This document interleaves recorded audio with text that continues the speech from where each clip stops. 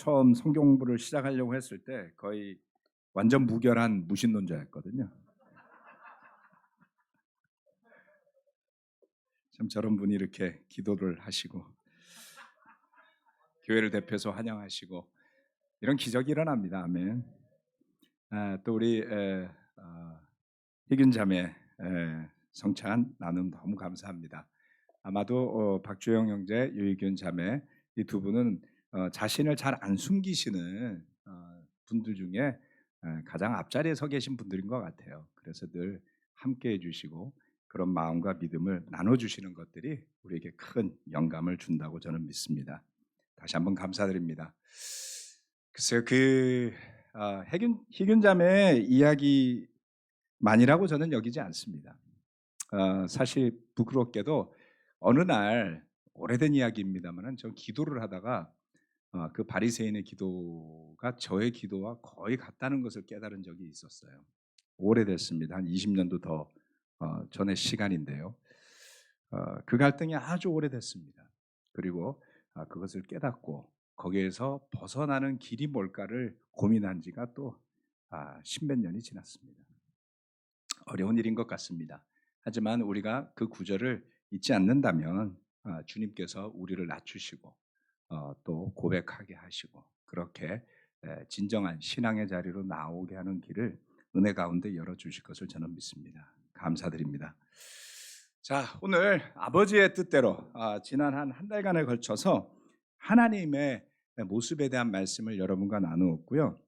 제가 아버지의 뜻대로와 관련한 주제로 설교를 하려고 그랬더니 똑같은 제목으로 작년 8월에 설교를 했더라고요.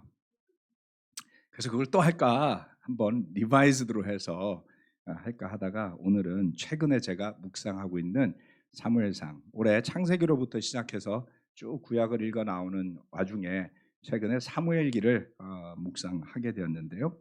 그 가운데 다윗을 보면 다윗은 하나님의 뜻을 묻곤 하는 모습이 자주 나오지 않습니까? 그 모습을 통해서 우리가 함께 좀 배우는 시간이 되기를 바랍니다. 하나님의 뜻, 생명의 길. 오늘 설교의 제목입니다. 하나님의 뜻, 생명의 길입니다. 사무엘상 23장 1절로부터 3절 말씀을 그리고 뒤이어서 4절로 5절 말씀까지 슬라이드 두 개를 연결해서 읽어보겠습니다. 다윗은 블레셋 사람이 그일라를 치고 타작한 곡식을 마구 약탈하여 간다는 소식을 들었다. 그래서 다윗은 주님께 여쭈었다. 내가 출전하여 이 블레셋 사람을 쳐도 되겠습니까?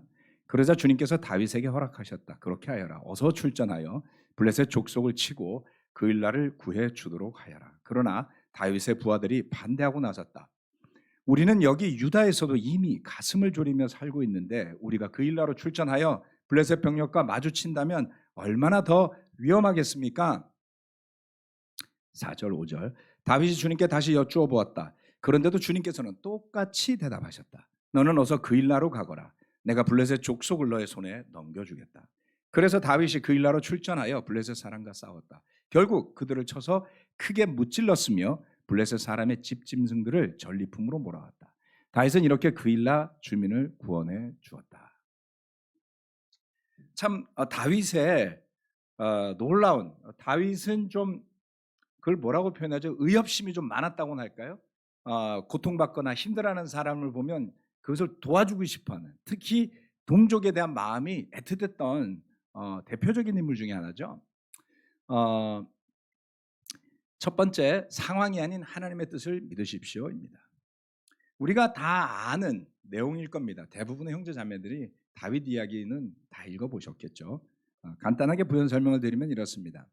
다윗은 골리앗을 쓰러뜨린 후에 위대한 장수가 되었지만 시간이 지날수록 백성들이 사울은 천천히요 다윗은 만만이다라고 다윗을 높이는 이야기를 듣고 시기심과 질투에 사로잡힌 사울 왕으로부터 추격을 당하는 그런 입장이 되어버립니다.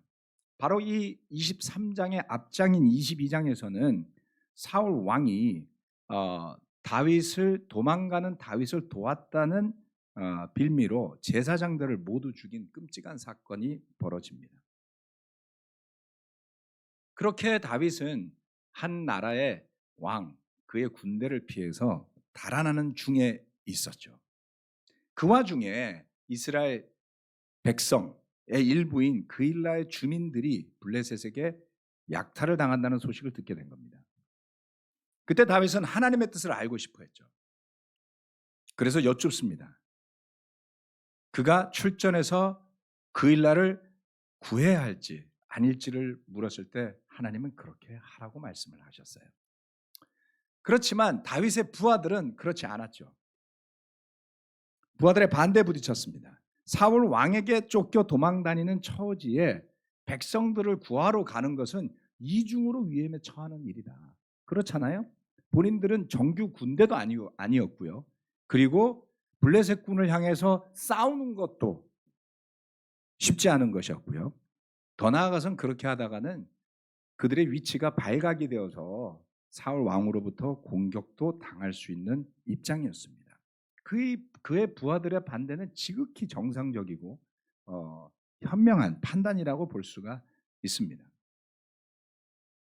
국가의 지원을 받지 못하는 상황에서 일부의 지지자들을 데리고 도망다니는 주제에 블레셋 군대와 싸워서 이길 수 있을까요?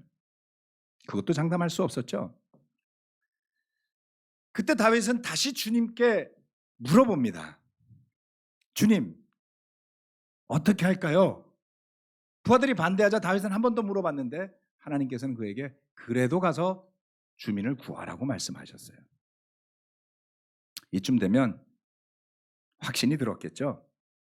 그래서 다윗은 주저하지 않고 반대하는 사람들을 데리고 전쟁에 나서서 블레셋 사람들을 무찔렀습니다. 그리고 성공적으로 주민들을 구해냅니다.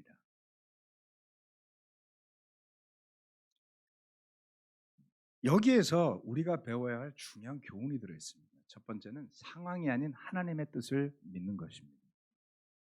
상황이 녹록치 않을 때, 여건이 좋지 않을 때 하나님의 뜻은 그 어려운 여건으로 들어가라는 것일 때 여러분은 어떻게 하십니까? 뭔가 쉽지 않은 상황에서 도전을 하려고 할 때 주변에서 다 만류를 하게 되죠. 예. 뭐 예컨대 잘 다니던 직장을 그만두고 창업을 하겠다. 난리가 나지 않습니까? 망할 일이 있느냐, 집안을 말아먹을 일이 있느냐, 갑자기 잘 있다가 왜 미쳐서 그러냐부터 해서 아마 주변이 다 말릴 거예요. 더더군다나 지금 코로나 상황인데 예컨대 그런 일이라고 한번 생각해 봅시다. 아, 이거 분명히 하나님의 뜻이 있어. 아무도 안 믿을 거예요. 또 직장에서 새로운 프로젝트를 진행할 때 여러분이 믿음에 사로잡혀서 하나님의 계시를 받고 여러분 이 프로젝트를 반드시 해야 됩니다. 상황이 전혀 아니에요. 모두가 반대하겠죠. 또는 교회에서 이것이 교회를 위한 바른 일입니다 라고 말했더니 아무도 안 들어요. 근데 그건 좀 주의하셔야 돼요. 가끔 잘못하면 아집이 될 수 있으니까요. 근데 하나님 뜻이 분명해요. 하세요. 하나님이 함께 하시면 드러납니다. 걱정 안 하셔도 돼요. 그런데 이런 일들 때문에 부딪히게 되고 논쟁도 하게 되지 않습니까? 생각이 갈라지기도 하고 다툼이 일어날 수도 있습니다. 그러한 다양한 일들은 하나님의 뜻에 초점을 맞추지 않기 때문에 일어나는 일들이었죠. 다윗의 부하들은 왜 하나님이 그렇게 하라고 하셨을까요? 라고 되물어보지 않았어요. 즉 그들에게는 믿음이 있었던 게 아니에요. 다윗에게는 상황보다가 하나님의 뜻이 중요했어요. 다윗이 바보입니까? 누구보다가도 블레셋과 싸워서 승리를 많이 거두어 본 장수였어요. 물리적으로 불리하다는 것 다윗이 알았을 겁니다. 이기기 어렵다는 것도 다윗이 알았을 겁니다. 그런데 주님이 가라고 하니까 그에게는 이유가 있었어요. 하나님의 뜻에 초점을 맞춘다면 그 대화가 그렇게 흘러가지 않았을까요?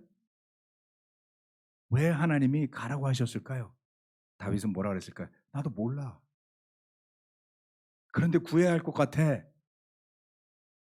그게 우리가 이스라엘의 군인으로서 비록 지금은 도망자이지만 우리가 범죄자는 아니잖아.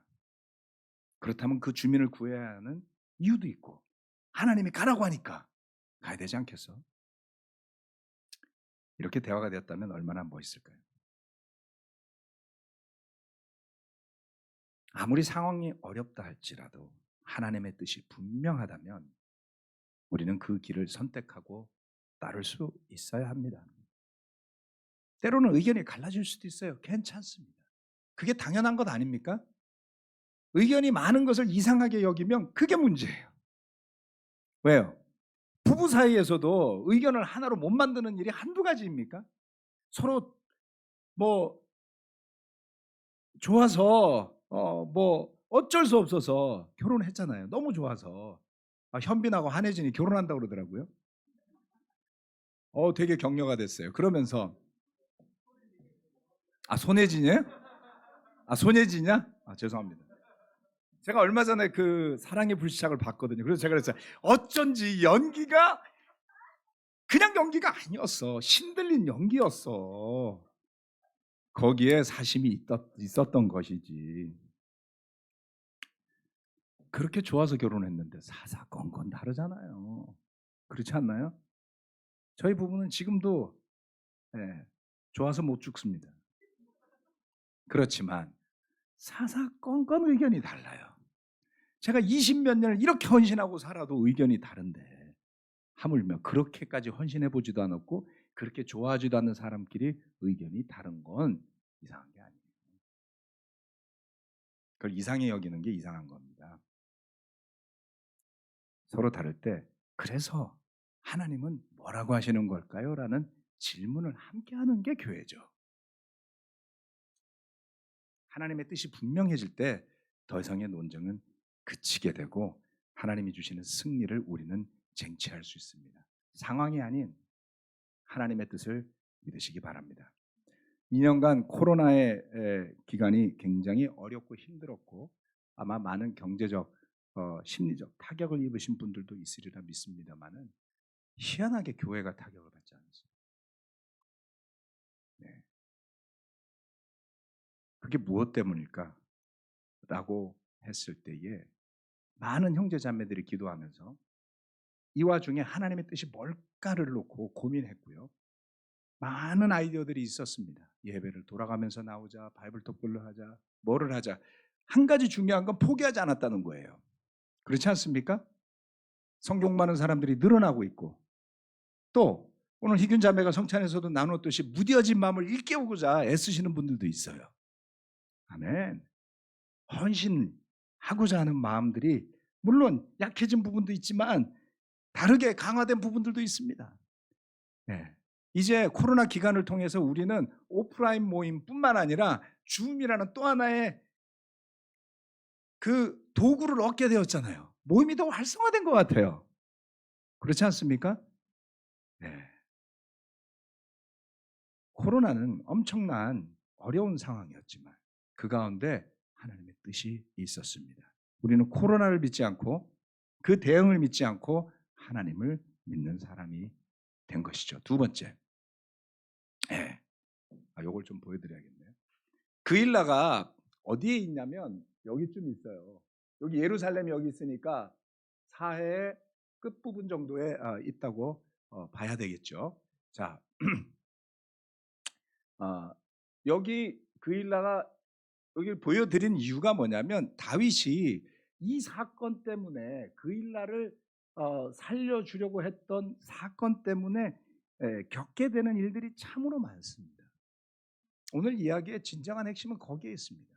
하나님의 뜻에 순종해서 그렇게 해서 그 일라 주민을 구하게 됨으로 인해서 그 이후로 다윗과 그의 동료들이 치렀어야 할 대가가 꽤 컸어요.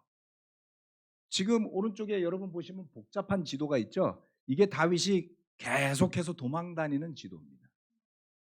만만치 않아요. 네. 두 번째, 사람이 아닌 하나님을 의지하십시오입니다. 자, 부하들이 걱정했죠. 지금 우리가 그걸 할 때가 아닙니다. 아니나 다를까 그 일 때문에 다윗의 위치가 노출이 됩니다. 사무엘상 23장 7절로 9절까지 읽어보겠습니다.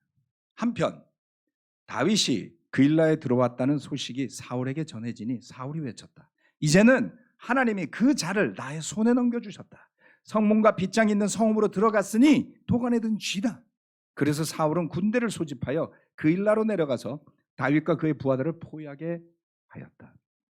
다윗은 사울이 자기를 해치려고 음모를 꾸미고 있다는 사실을 알고서 제사장 아비아달에게 에봇을 가져오게 하였다.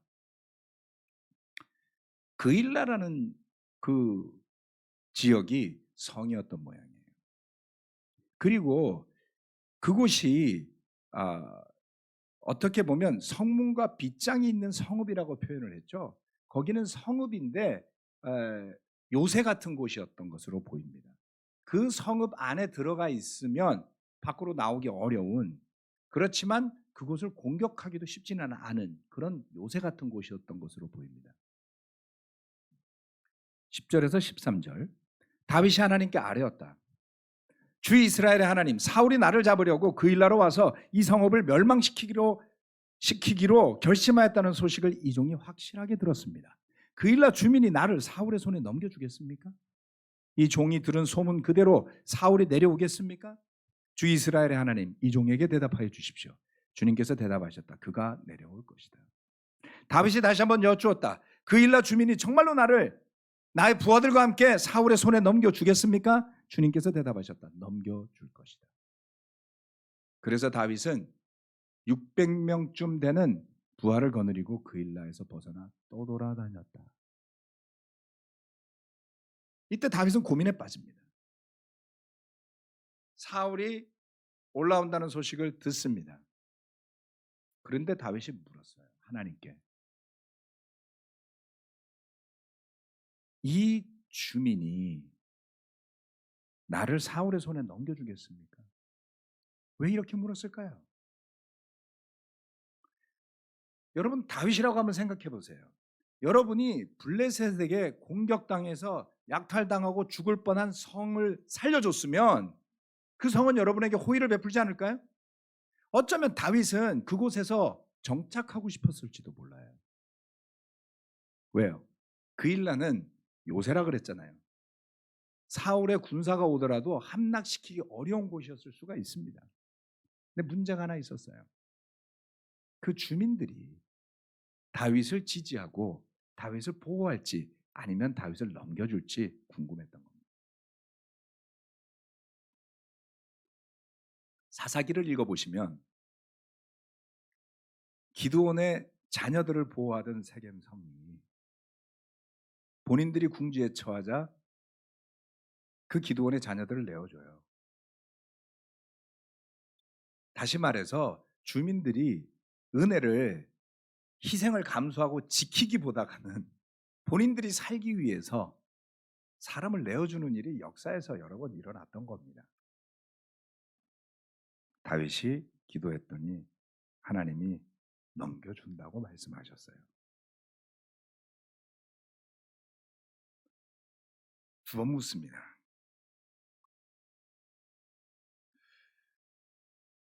다윗이 이걸 왜 두 번이나 물었을까요? 그렇죠? 답답했나 봐요. 가능하면 그일라 있고 싶었나 봐요. 그의 부하들과 그일라 주민이 합심하면 사울이 와서 쳐도 견딜 수 있을 걸로 생각했나 봐요. 두 번이나 물었는데 하나님이 넘겨줄 거라고 했습니다. 여러분이라면 자신이 구해준 사람이 배은망덕하게도 자신의 생명을 원수에게 넘겨주려 한다는 사실을 알게 되었다면 어떻게 느끼고 어떻게 행동하겠습니까? 다윗은 참 깔끔하죠, 성격이. 그냥 그 부하들을 거느리고 그일라에서 벗어나 떠돌아다니는 것을 선택했습니다. 여러분, 600명을 데리고 다니는 것은 어려운 일입니다. 그 600명이 무엇으로 마시고 무엇으로 먹고 무엇으로 입습니까? 한두 사람이면 텐트 배낭해지고 도망가면 보이지 않죠. 600명은 먹여 살리는 게 쉬운 게 아니에요. 네. 보병 대대보다 더 많습니다. 보병 대대가 한 400명 되거든요. 훈련 나가면 400명을 먹여 살리기 위해서 트럭이 몇 대가 쫓아가요. 네. 물차도 따라갑니다. 그냥 식수를 차로 실어요. 400명이 훈련 나가서 먹고 살겠다고 하는데 텐트며 도구가 장난이 아니에요. 이 600명이 다 개나리 보찜 지고 떠돌아다니는 일을 선택했죠. 즉 다윗은 담담하게 주님의 뜻을 믿고 그에 순종해서 그 일날을 떠납니다. 내가 베푼 선한 일이 비록 배신으로 돌아오는 경험을 한다 할지라도 너무 원망하거나 거기에 너무 초점을 맞춰서 죄를 짓지 말아야 함을 이 일을 통해 배울 수 있습니다. 원망하면 뭐 하겠어요? 다윗의 부하들이 그곳에서 열받아가지고 그 일라 주민들을 학살하고 떠났다고 칩시다.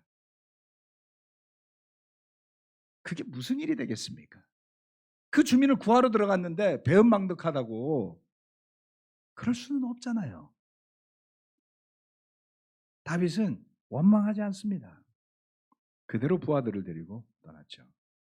왜요? 사람의 뜻이 아닌 하나님의 뜻을 더욱 중요하게 여겼기 때문에.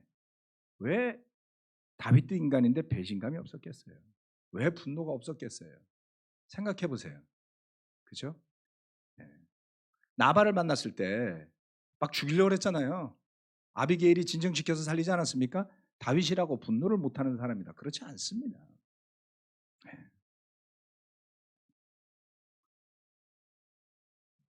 뒤이어지는 구절은 이렇게 이야기합니다. 그리하여 다윗은 광야의 산성을 찾아다니며 숨어서 살았다. 그는 바로 십광야의 산간 지역에서 살았다. 그동안 사울은 날마다 다윗을 찾았지만 하나님이 다윗을 사울의 손에 넘겨주지 않으셨다. 결과적으로 다윗은 그일라 주민을 구해준 그의 선의 때문에 힘겹게 십광야를 배회하며 도망 다녀야만 했습니다.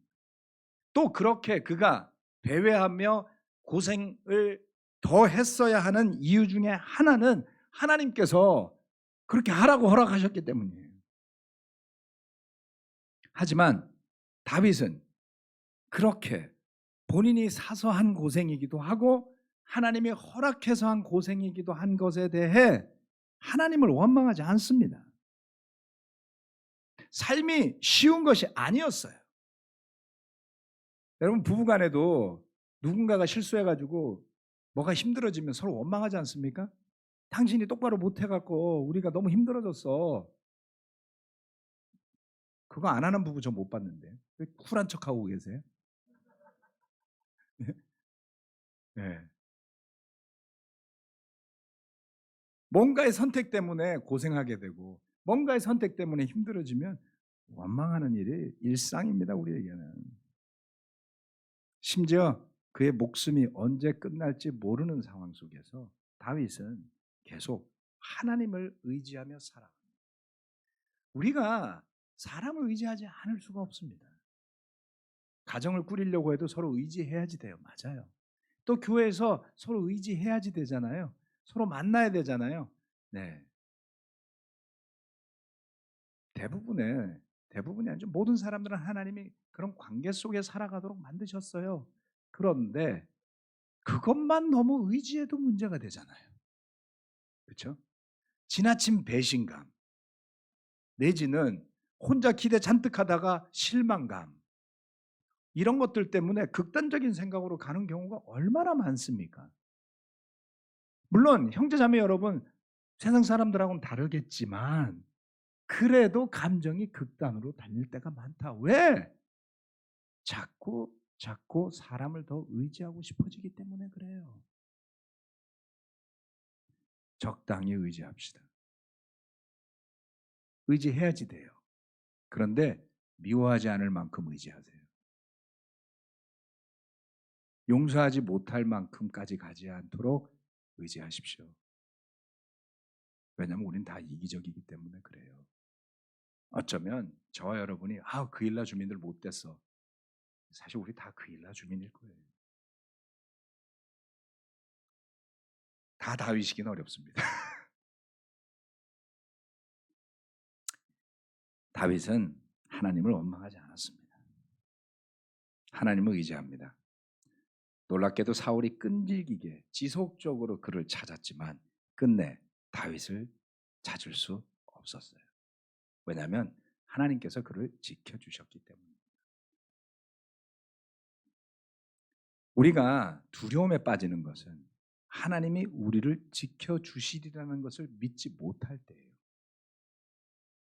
하나님이 나를 지켜주실 것을 믿지 못하면 침묵하고 있을 수 없어요.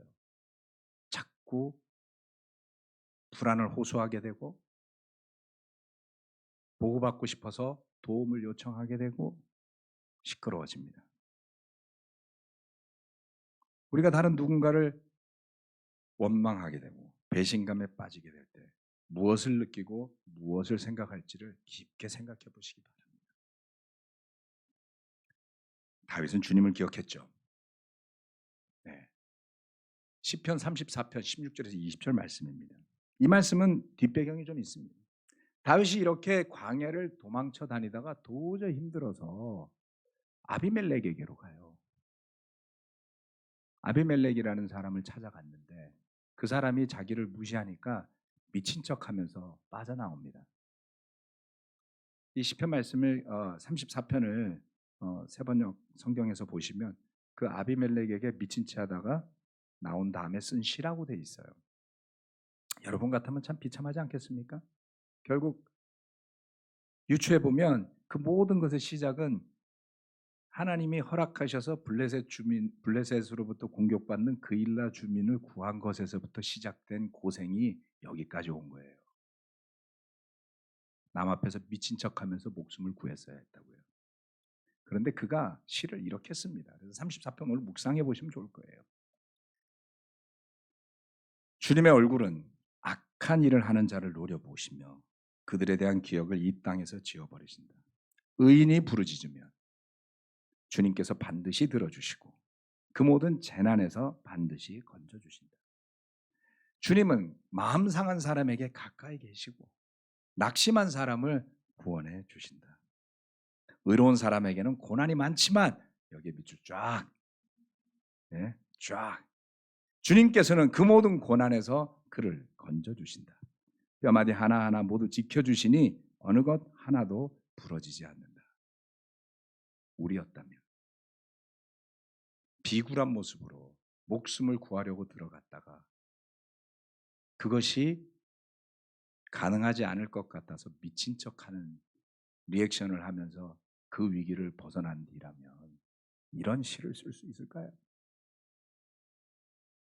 하지만 고맙게도 다윗이 이걸 써놨어요. 언젠가 너무나 자신이 비참하게 느껴지고 누구도 자기를 돕지 않는다라는 느낌을 받을 때가 여러분에게 있다면 이 시편을 묵상해 보십시오.